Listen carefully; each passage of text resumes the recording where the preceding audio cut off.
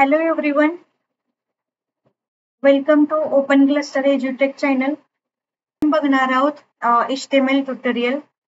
तर HTML मध्ये HTML चा लॉंग फॉर्म आहे हायपरटेक्स्ट मार्कअप लँग्वेज. तर HTML कशासाठी यूज करतो आपण बेसिकली, ठीक आहे. तर HTML आपण वेब पेजेस क्रिएट करण्यासाठी यूज करतो. तर आपण थोडा ओव्हरव्ह्यू बघूया. तर HTML काय असते आणि कशासाठी यूज होतं, ठीक आहे.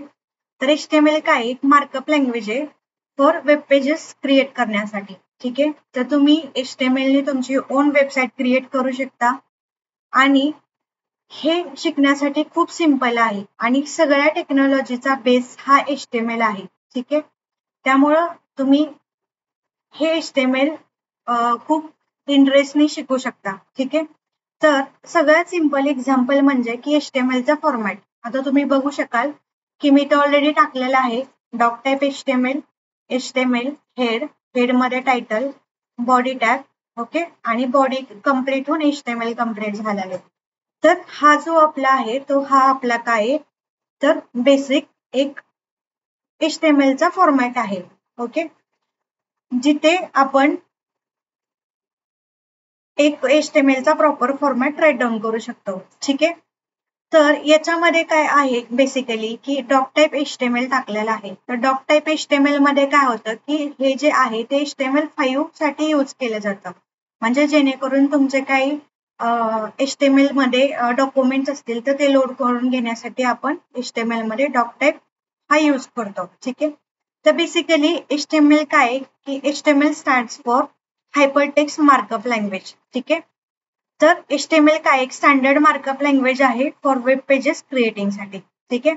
आता त्यानंतर आपण असं करून म्हणू शकतो की आपण HTML हे वेब पेजेस क्रिएट करण्यासाठी यूज करतो, ठीक आहे. तर हे वेब पेजचं स्ट्रक्चर आहे जे बॉडी टॅग मध्ये आपण HTML एलिमेंट्स टाकलेले आहेत ते तुमच्या पेजवरती डिस्प्ले होतात, ठीक आहे. तर आपण जस्ट याला रन करून बघूयात. आता मी याला रन करते, ठीक आहे. तर रन केल्यानंतर आपलं हे आउटपुट आलं. तर इथे बघू शकता की HTML ट्युटोरियल आहे ते इथे टायटल डिस्प्ले झालेला आहे, ठीक आहे. तर जो हेड मधला पार्ट आहे तर हेड मधला जो पार्ट आहे तो आपण काय करतो SEO साठी यूज केला जातो. तर इथे बघू शकता. तर हा जो SEO मधला पार्ट आहे त्यासाठी आपण मेटा टॅग यूज करतो, ठीक आहे. तर बेसिकली डॉक टाइप HTML हा काय आहे की आपण हे HTML5 मध्ये यूज करतो फॉर डॉक्युमेंट लोड करण्यासाठी किंवा डिफाईन किंवा डिक्लेरेशन करण्यासाठी, ओके. त्यानंतर जो HTML टॅग आहे तर काय तो रूट एलिमेंट आहे HTML पेजचा, ठीक आहे. त्याच्यानंतर जो हेड आहे तर हेड मध्ये काय होतं की जे पण काय मेटा इन्फॉर्मेशन आहे जे आपल्या अबाउट HTML पेजची तर ती सगळी इन्फॉर्मेशन SEO साठी यूज केली जाते, ओके.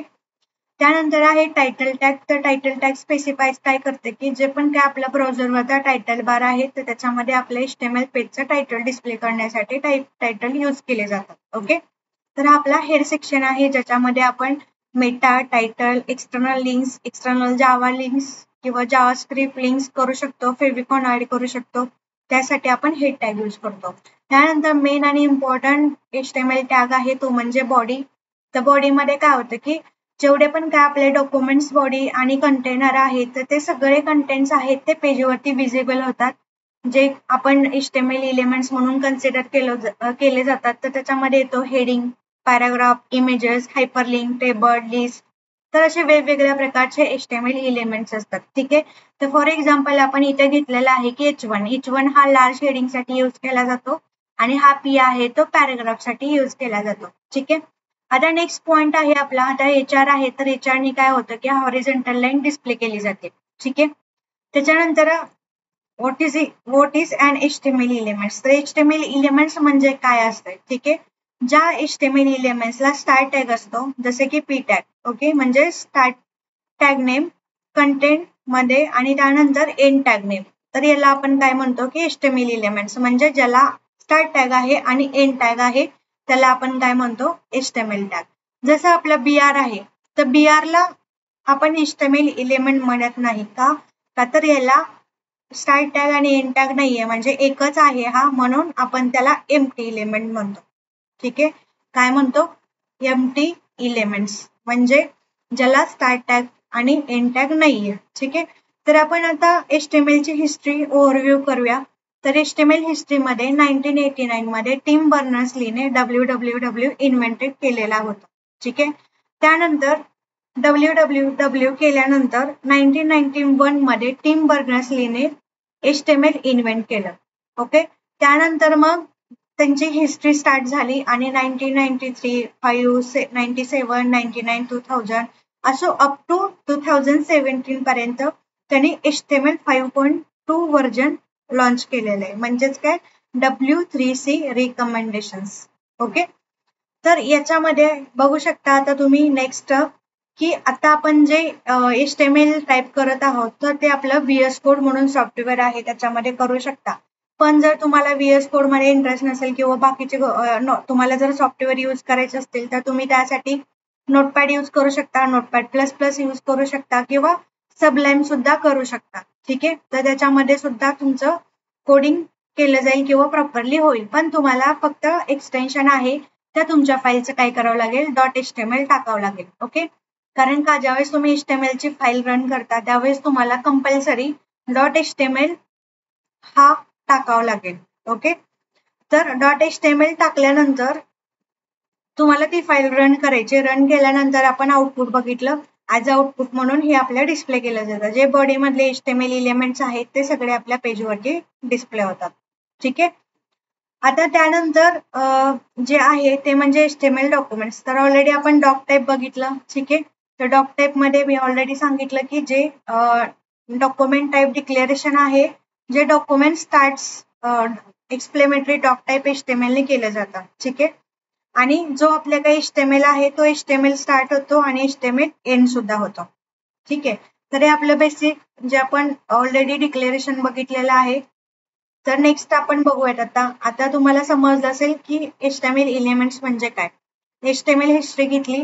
त्यानंतर आपण HTML हेडिंग्स बघितले. हेडिंग मध्ये काय होतं की हेडिंगचे 6 टाईप असतात H1 to H6 मध्ये. तर H1 हा सगळ्यात मोठा लार्ज हेडिंग आहे.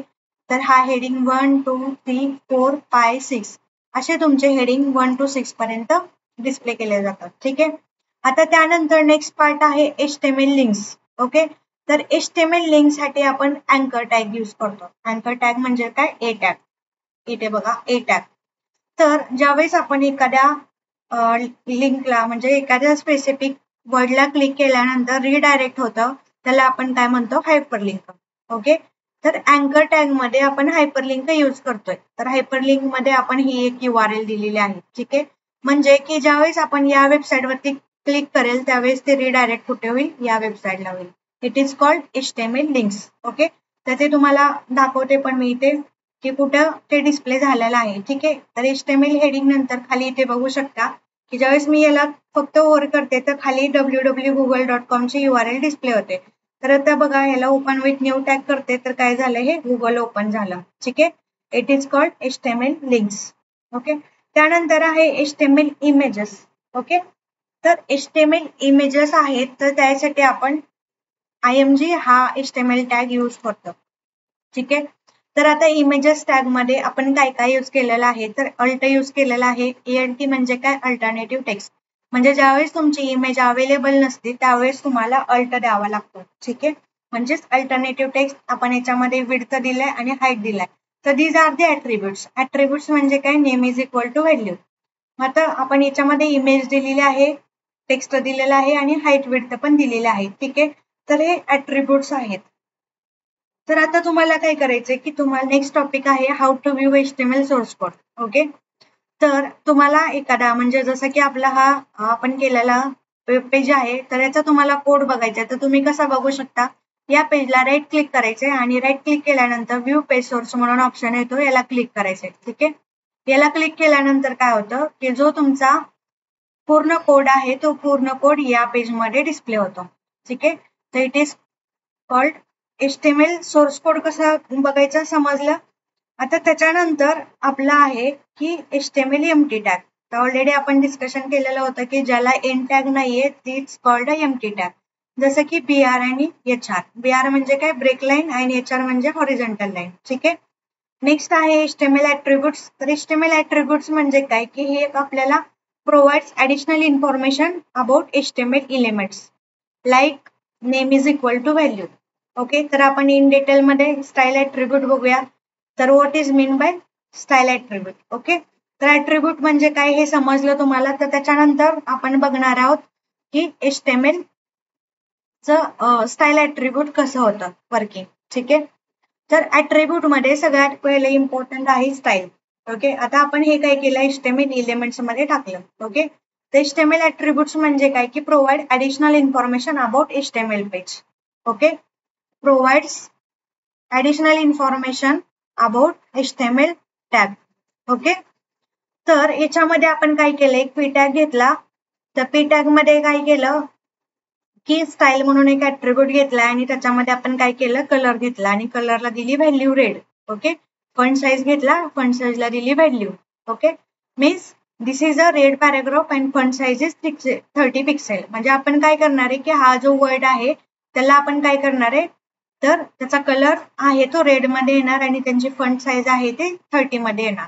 तर हे ऑलरेडी आपण काय केलेलं आहे, स्टाईल ऍट्रिब्यूट यूज करून केलेलं आहे. म्हणजे काय, additional information about elements. Okay, आणि हे are always specified in the start tag. Okay, म्हणजे की हे आपण जे ऍट्रिब्यूट यूज करतोय ते बघा स्टार्ट टॅग मध्येच यूज केलेलं आहे. म्हणजे ज्यावेळेस हा पी चालू होतो त्यावेळेसच आपल्याला हे स्टाईल एंटर करायचे आहे. ओके, म्हणजेच काय झालं, ऍट्रिब्यूट म्हणजेच काय की name is equal to value. म्हणजे जसं की आपलं स्टाईल आहे तर स्टाईल मध्ये आपण काय केलं, name is equal to value add केलं. जसं आपण वरती अँकर टॅग मध्ये बघितलेलं होतं. ठीक आहे, तर अँकर टॅग मध्ये पण काय होतं, name is equal to value. म्हणजे व्हॅल्यू जी आहे ती ऑल टाइम डबल कोट मध्ये येते. ठीक आहे, हे बघू शकता तुम्ही. ठीक आहे, it is called a attribute. म्हणजे जसं की याच्यामध्ये आपण बघितलं वरती, this is a HREF is a attribute. Okay, after that SRC attribute. SRC attribute आपण इमेज मध्ये यूज केलं होतं. ठीक आहे, सेम स्टाईल हे आपलं काय झालं, ऍट्रिब्यूट झालं. ठीक आहे, तर हे दिस इज ऍट्रिब्यूट एक्झाम्पल. तर आपण आउटपुट बघू शकतो आता. आउटपुट मध्ये काय आलेलं आहे बघा, तर ऑलरेडी हा जो आहे रेड पॅराग्राफ मध्ये आलेला आहे आणि फॉन्ट साईज त्याची 30 पिक्सेल आलेली आहे.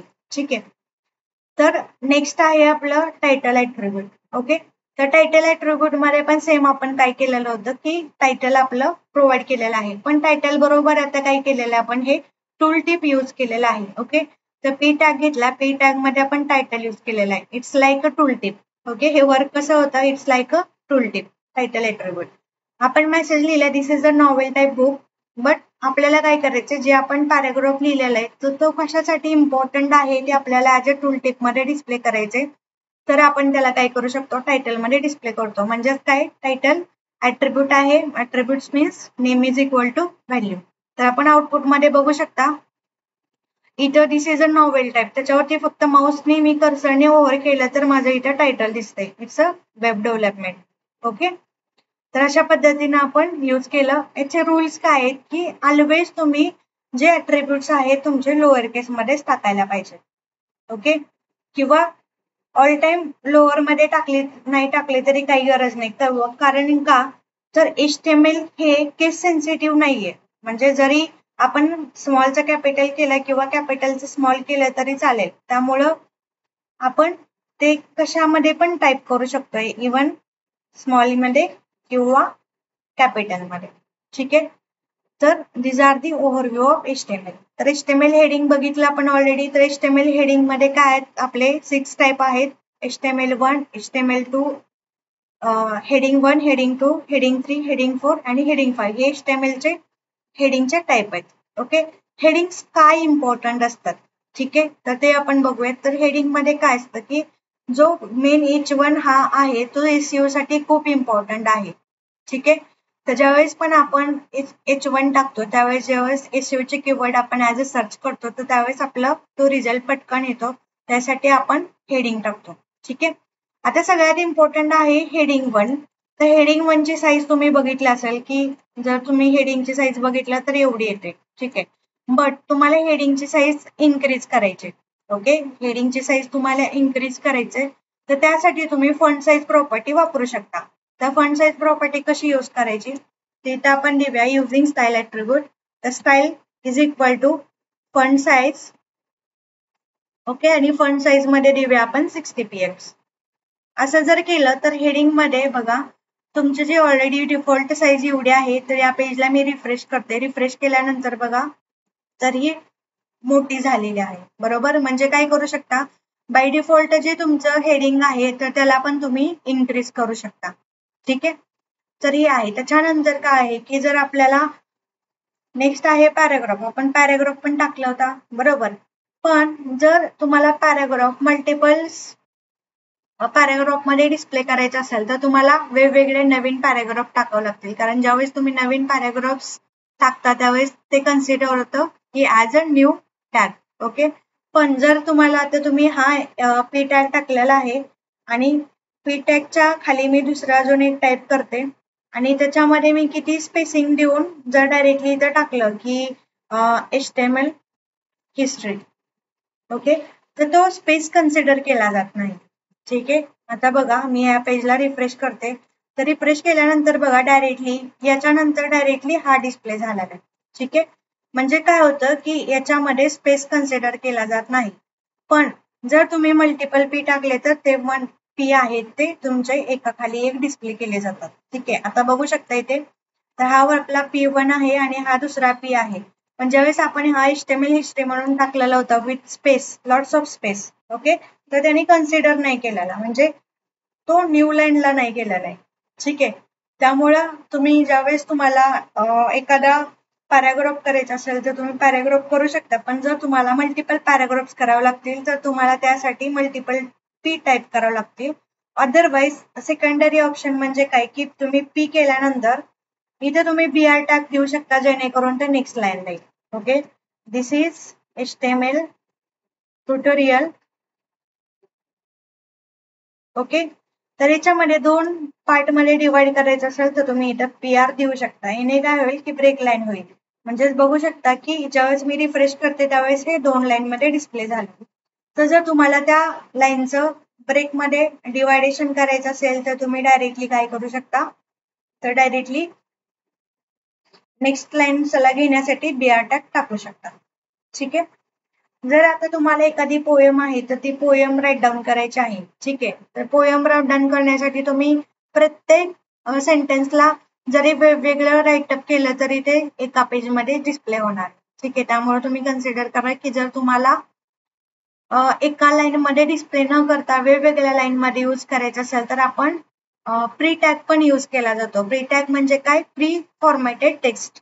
ओके, मी तर राईट डाऊन करते. What is pre tag?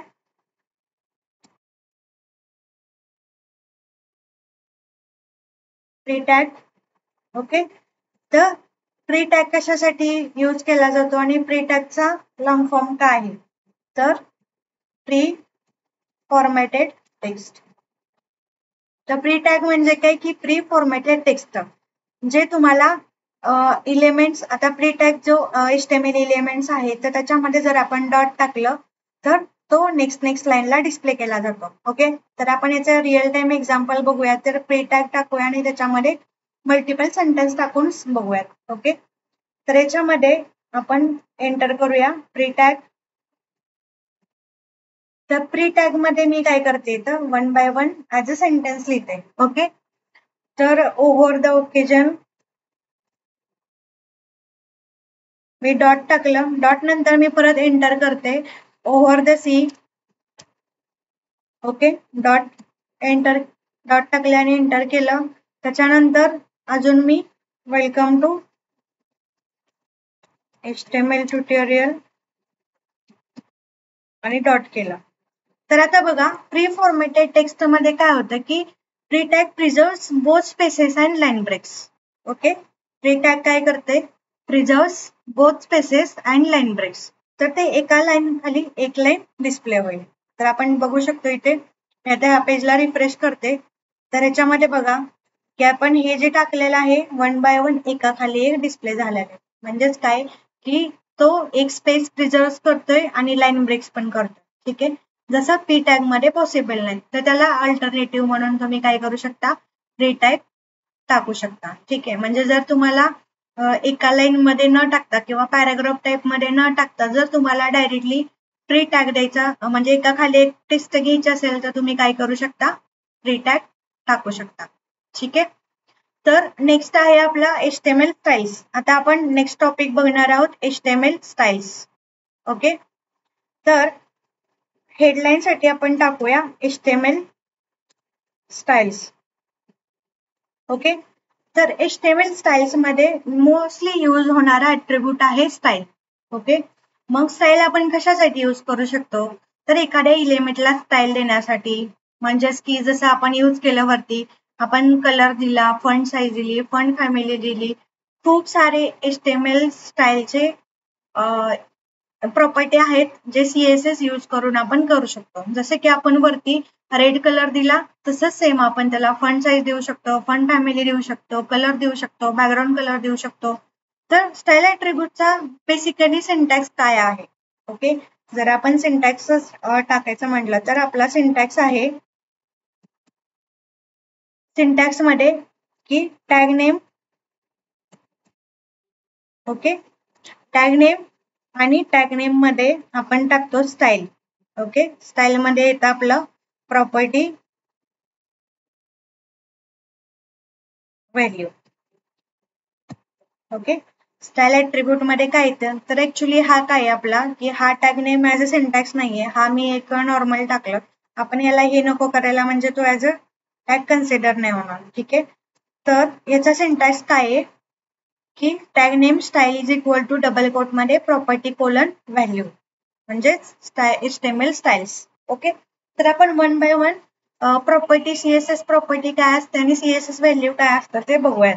ठीक आहे, तर एक फर्स्ट एक्झाम्पल घेऊया. तर CSS HTML स्टाईल मध्ये आपण बॉडीला बॅकग्राऊंड कलर कसा देणार, तर फर्स्टली आपण हे HTML स्टाईलचं एक एक्झाम्पल बघूयात. ठीक आहे, तर आता हा बॉडी टॅग आहे, तर बॉडी टॅग स्टार्ट झाला म्हणजेच काय झालं, त्याच्यामध्ये स्टाईल आली. म्हणजेच काय की स्टाईल ऍट्रिब्यूट आपण हे प्रत्येक वेळेस HTMLच्या स्टार्टिंग टॅगला घेऊ शकतो. बरोबर, जसं की स्टाईल आहे. ओके, स्टाईलला आपण काय करू, एक बॅकग्राऊंड कलर दिला. ओके, प्रॉपर्टी नेम आणि व्हॅल्यू. व्हॅल्यू मध्ये मी काय करते, ॲक्वा. ओके, तर याने काय झालं की स्टाईल ऍट्रिब्यूट यूज करून तुमच्या बॅकग्राऊंड कलर, तुमच्या वेब पेजला बॅकग्राऊंड कलर आला. ओके, आता बघा मी ह्या पेजला रिफ्रेश करते. ओके, तर बघा आपल्या पेजला बॅकग्राऊंड कलर अप्लाय झालेला आहे. ओके, तर हा एक स्टाईलचा यूज आहे जो मोस्टली यूज केला जातो.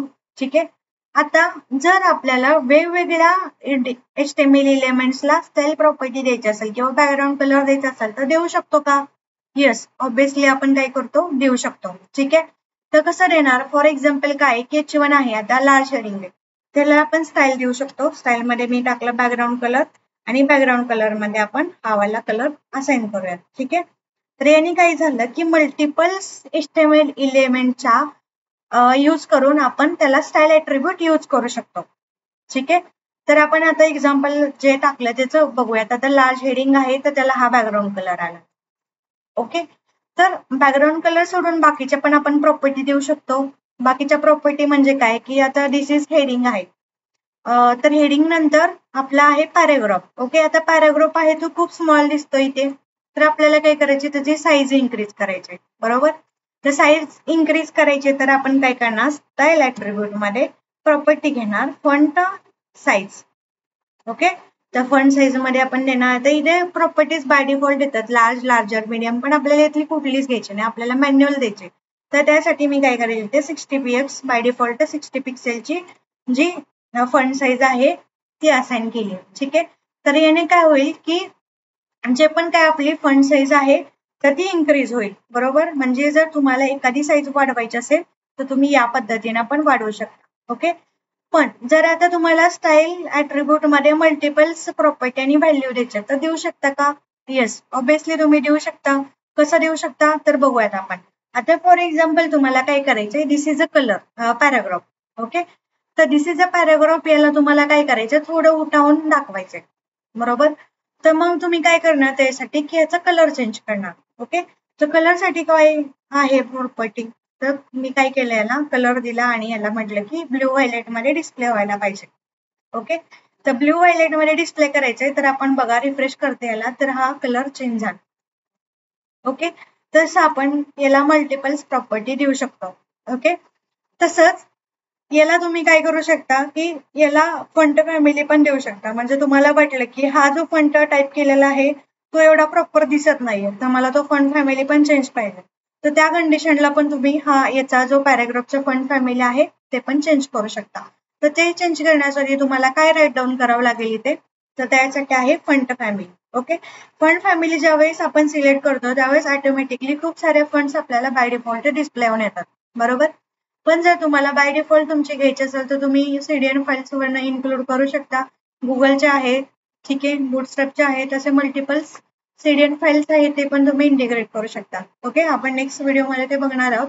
पण सध्या तरी आपण काय करूयात की वर्धना हे आपण फंट फॅमिली देऊया.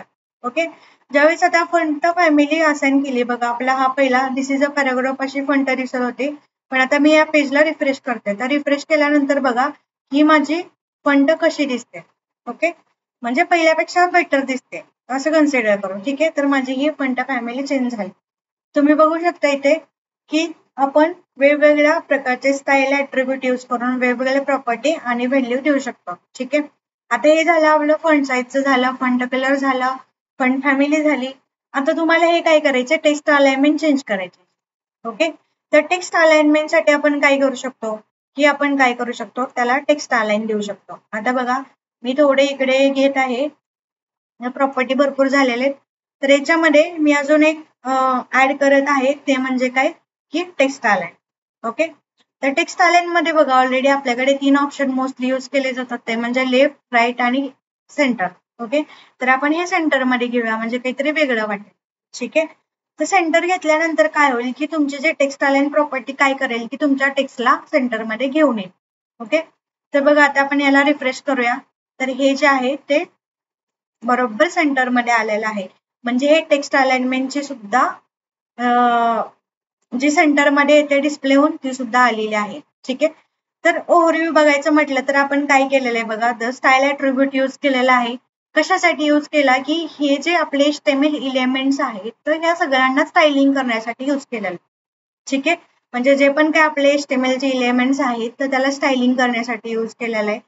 तर स्टायलिंग मध्ये काय काय यूज केलं आपण, जसं की बॅकग्राऊंड कलर यूज केलं, बरोबर. Background dash colour property use करून काय केलं, बॅकग्राऊंड कलर यूज केला. त्यानंतर आपण काय केलं, कलर यूज केला फॉर टेक्स्ट कलर साठी, दिस इज अ पॅराग्राफ साठी.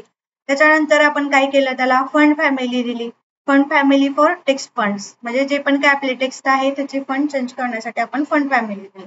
त्यानंतर आपण दिलं फंड साईज, तर फंड साईज मध्ये काय केलं की ह्याची जी साईज आहे ती मोठी केली, बरोबर. आणि जे आपण लास्टला यूज केलं ते म्हणजे टेक्स्ट अलाइन. टेक्स्ट अलाइन म्हणजे काय की आपली जे टेक्स्ट आहे ती अलाइनमेंट करण्यासाठी आपण हे दिलेलं आहे. तर हे आपण बघितलं HTML स्टाईल्स मध्ये. ओके, तर HTML स्टाईल्स मध्ये खूप साऱ्या अजून प्रॉपर्टी आहेत आणि आपण त्या यूज करणार आहोत वन बाय वन, ठीक आहे. तर नेक्स्ट आपण टॉपिक्स बघूया की आपला HTML फॉर्मॅटिंग. ओके, तर HTML फॉर्मॅटिंग म्हणजे काय, तर ते आपण नेक्स्ट स्टार्ट करूया. तर मी पहिले हे हेडिंग मध्ये टाकेल की HTML फॉर्मॅटिंग.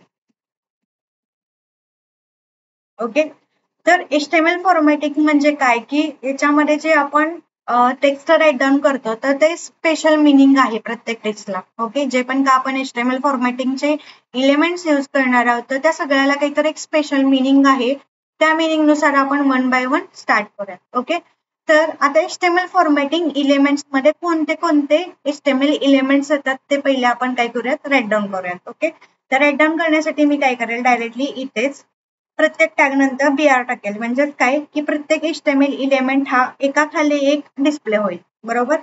त्यासाठी पहिला आहे बी. ओके, बी टॅग आहे, त्याच्यानंतर आहे आपला स्ट्रॉंग टॅग. ओके, त्याच्यानंतर स्ट्रॉंग टॅग नंतर आहे आपला आय टॅग. ओके, त्याच्यानंतर नेक्स्ट आहे आपला EM टॅग. ओके, EM नंतर आहे आपला मार्क टॅग. ओके, आता प्रत्येक याच्यानंतर आपल्याला काय करायचंय, BR टॅग द्यायचा आहे. BR नी काय होईल, आता मी कॉपी पेस्ट करते याला, कारण प्रत्येक एलिमेंट नंतर आपल्याला हा टाईप करून त्याचं स्पेसिफिक एक्झाम्पल आपल्याला रन करून बघायचं आहे, ठीक आहे. तर मार्क टॅग झाला, मार्क नंतर स्मॉल टॅग आहे. ओके, तर स्मॉल टॅग नंतर आहे आपला DEL डेल टॅग आहे. त्याच्यानंतर आहे आपला INS tag. Okay, INS tag नंतर आहे सब. SUB सब आणि त्याच्यानंतर आहे आपला SUP. ओके, तर हे आपले टोटल HTML फॉर्मॅटिंगचे टॅग्स आहेत. ओके, आता तुम्ही म्हणाल की बी टॅग म्हणजे काय, कशासाठी यूज केला जातो, तर आपण खाली वन बाय वन काय करूयात, आता एक्झाम्पल टाकूयात. ओके, तर बी टॅग साठी पहिला एक्झाम्पल आहे की आपल्याला काय करायचंय, बी टॅग टाईप करायचं. तर बी टॅग कशासाठी होतो, की टेक्स्ट जे आहे ती बोल्ड करण्यासाठी यूज होतो. तर आपण इथे टाईप करूया की दिस टेक्स्ट इज बोल्ड, म्हणजे ही जी टेक्स्ट आहे ती बोल्ड मध्ये डिस्प्ले होईल. तर आपण एक आउटपुट बघूया ह्याचं. ओके, तर कशा पद्धतीनं डिस्प्ले होणार आहे, तिथे बघू शकता की दिस इज बोल्ड म्हणून आलेलं आहे. ठीक आहे, दिस इज बोल्ड. आता हे खूप खाली गेलेलं आहे, तर आपण याच्यासाठी काय करूयात की मल्टिपल BR टॅग टाकूया, म्हणजे आपलं आउटपुट थोडं वरती डिस्प्ले होईल.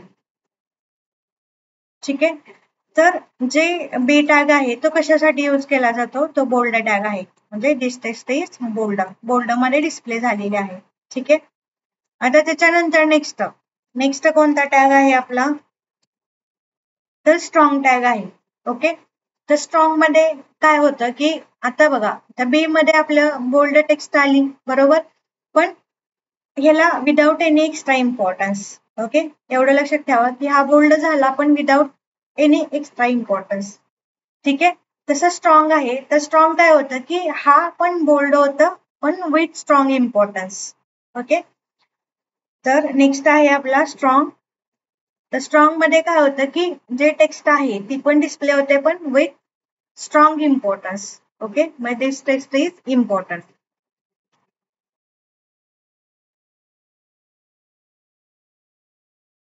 ओके, तर याच्यासाठी यूज केला जातो. तर बघूया आता आपण आउटपुट कसा डिस्प्ले झालेला आहे बघा. तर सेम जे आउटपुट डिस्प्ले झालेलं आहे सेम इट्स लाईक बोल्ड पण विथ इम्पॉर्टन्स. ओके, आणि B tag it's also bold but without importance. Okay, दोन्ही मधला हा डिफरन्स आहे. त्याच्यानंतर नेक्स्ट आहे आपला की आय टॅग. ओके, तर आय टॅग कशासाठी यूज केला जातो, तर आय टॅग हा काय करतो आपण की ज्यावेळेस पण आपण टाईप करतो तर ते इटॅलिक टाईप मध्ये डिस्प्ले होतं बरोबर. ज्यावेळेस पण आपण आय टॅग यूज करतो तर ते ऍज अ इटॅलिक मध्ये डिस्प्ले होतं, म्हणून आपण आय टॅग यूज करतो. ठीक आहे, तर आय टॅग मध्ये काय करूयात आपण, दिस इज इटॅलिक. ओके, तर याचं जे आउटपुट आहे आपलं तर ते इटॅलिक टाईप मध्ये डिस्प्ले होतं, म्हणून त्याला आपण आय टॅग म्हणतो. ओके, तर हे झालं आपलं. त्याच्यानंतर नेक्स्ट काय आहे आपलं की EM टॅग. ओके, तर EM टॅग मध्ये काय असतं की दिस एलिमेंट इम्फासाइज्ड टेक्स्ट.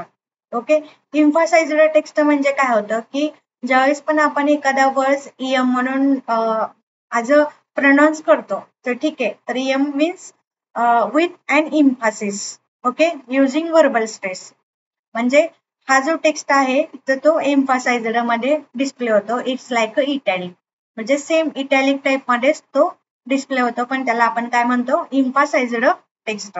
मी इथे ब्रॅकेट मध्ये टाईप करते की this is emphasized text.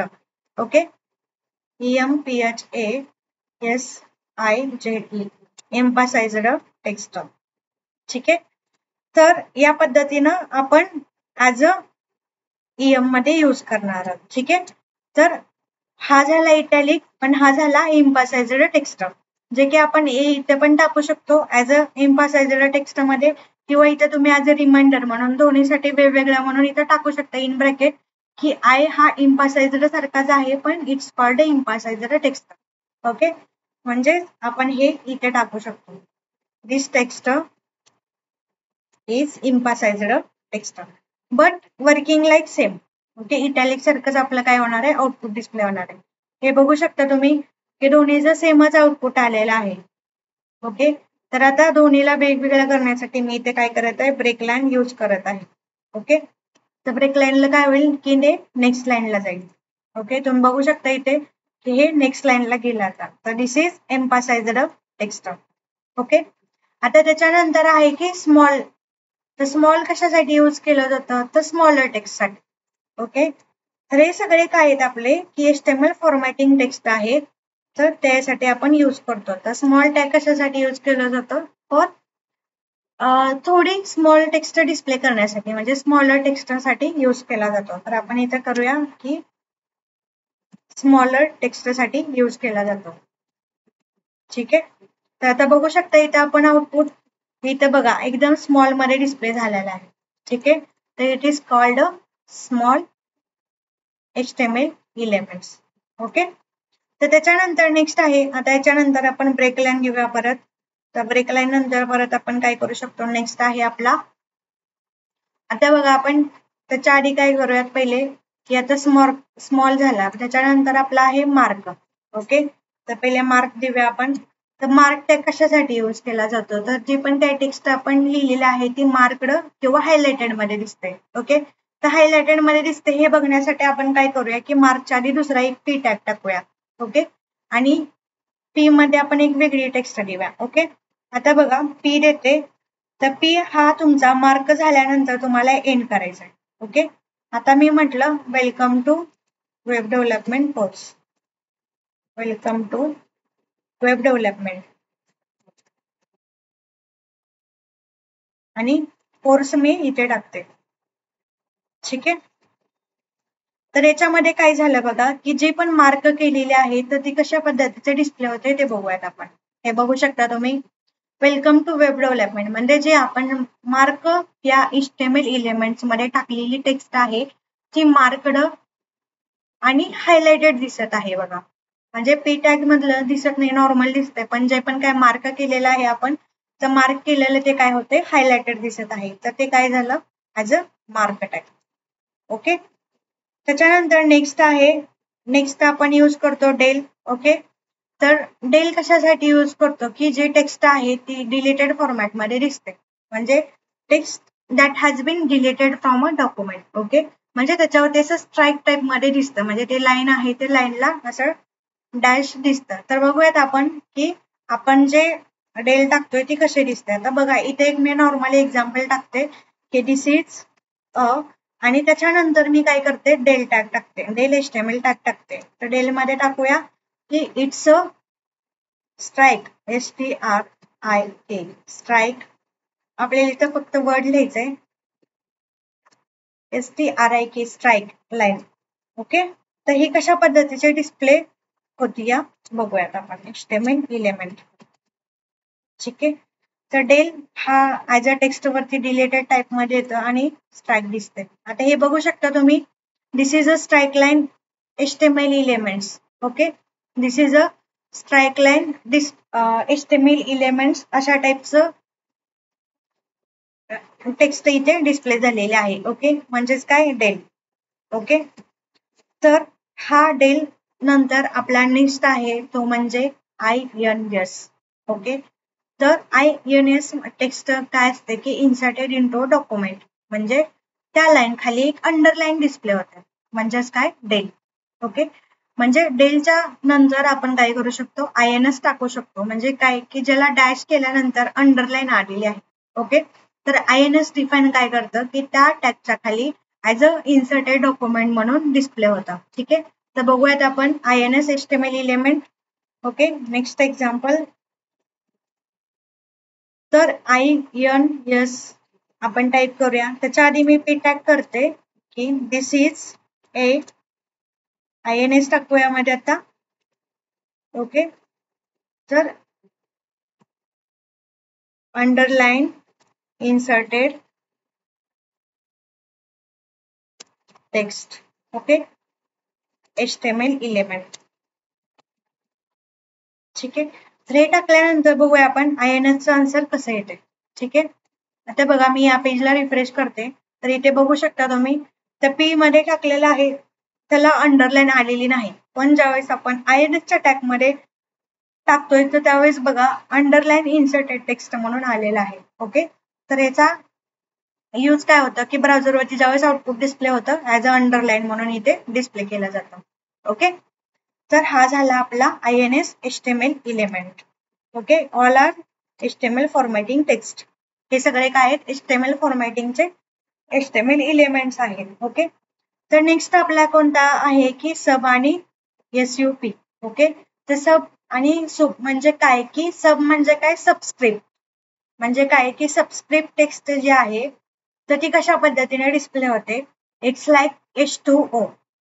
Okay, तुम्ही H2O तर 2 जे आहे ते ॲज अ सबस्क्रिप्ट म्हणून डिस्प्ले होतं.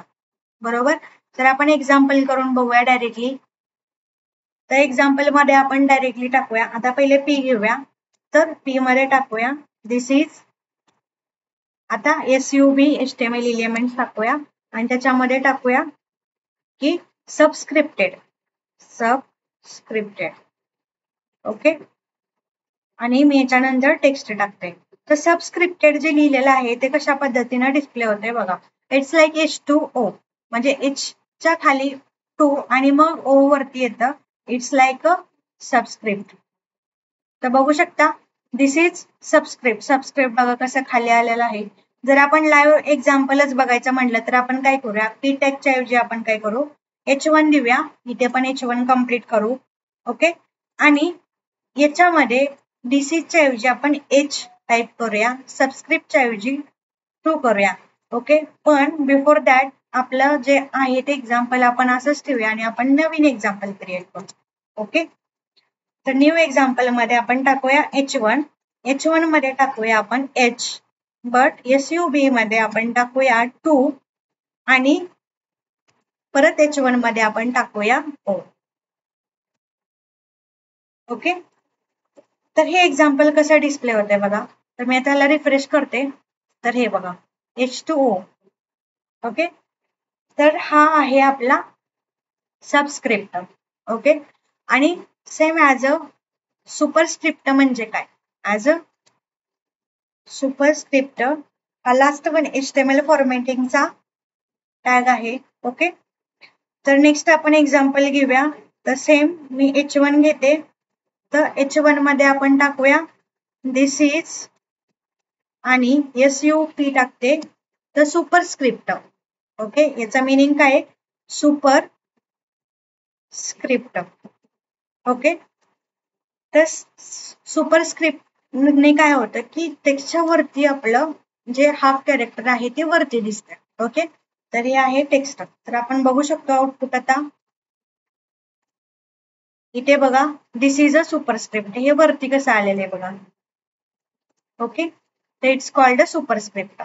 तर हे सगळे काय आहेत, आपले HTML फॉर्मॅटिंगचे टॅग आहेत. तर आपण एक एक्झाम्पल बघूया. तर एक्झाम्पल मध्ये सेम परत मी काय करते, H1 टाकते आणि H1 मध्ये आपण टाकूया की www आणि याच्यामध्ये आपण SUP टाकूया म्हणजेच काय, सुपरस्क्रिप्ट, आणि याच्यात टाकूया आपण इन ब्रॅकेट 1.